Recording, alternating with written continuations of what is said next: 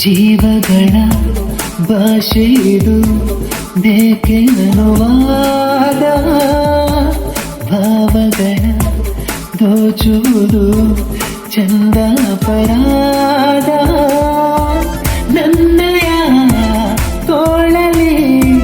ನೀನಿರೆ ಇಂದು ಸಾವಿಗೂ ಹೇಳುವೆ ನಾಳೆ ಬಾಯಂದು ಆಗಲೇ